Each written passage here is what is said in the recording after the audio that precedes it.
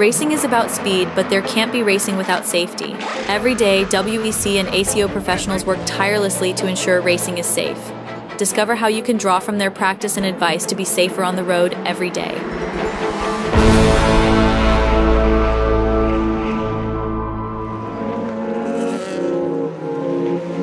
Je m'appelle Clément Hugon et je suis directeur compétition adjoint à l'Automobile Club de Brest.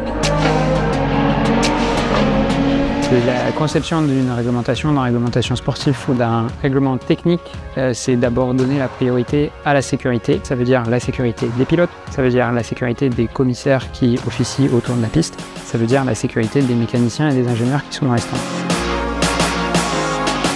La réglementation des compétitions, des courses d'endurance permet de renforcer la sécurité, un peu comme le code de la route. Il y a des règles de bonne conduite, il y a un code de la route, notamment des règles qui concernent les dépassements, qui concernent la priorité donnée à une catégorie par rapport à une autre, le respect des drapeaux qui sont en fait la matérialisation du code de la route. On a même des panneaux de limitation de vitesse, puisque la vitesse est limitée dans la voie des stands. C'est un petit peu comme sur la route, où différents types de moyens motorisés doivent cohabiter. Toujours sur la piste, on a ce qu'on appelle des règles de neutralisation, où lorsqu'il y a un incident, lorsqu'il se passe quelque chose de grave, là on construit les outils pour geler la course et permettre à l'incident, à l'accident d'être résolu et aux commissaires qui sont autour de la piste, qui sont un peu nos dépanneurs, d'intervenir sur le lieu de l'accident. Dans la voie des stands, on a 62 voitures qui ravitaillent, qui changent leurs pneus et souvent dans un délai très court. Donc on a des règles très claires sur la manière dont ces arrêts peuvent se dérouler.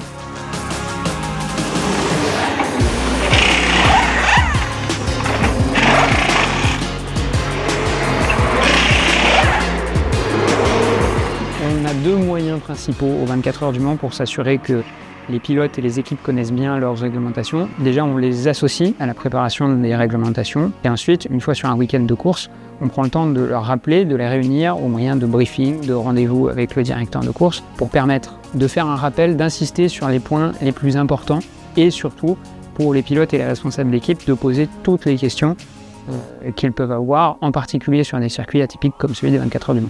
Et le second moyen, en piste, on a besoin de communiquer avec les équipes et les pilotes. La spécificité des courses d'endurance, c'est que nous ne communiquons pas directement avec les pilotes, mais avec leurs responsables d'équipe. Et les responsables d'équipe sont en charge de transmettre les consignes et les informations qui viennent de la direction de course. La connaissance des règlements, c'est très important pour une équipe de compétition, puisque c'est en connaissant bien son règlement qu'elle va connaître son terrain de jeu et qu'elle va pouvoir optimiser certains paramètres dans un cadre réglementaire donné. C'est un petit peu pareil sur la route, puisque lorsqu'on connaît bien son code de la route, lorsqu'on est informé sur ses temps de parcours, sur les éventuels travaux, on peut optimiser son temps de parcours, son trajet, son voyage. Les moyens pour communiquer avec les pilotes et les équipes pendant une course ne sont pas toujours très différents de ce qu'on voit sur la route, puisque on utilise, un petit peu comme dans la vie de tous les jours, des feux, même des feux rouges. On utilise aussi des drapeaux et des panneaux, exactement de la même manière que sur la route.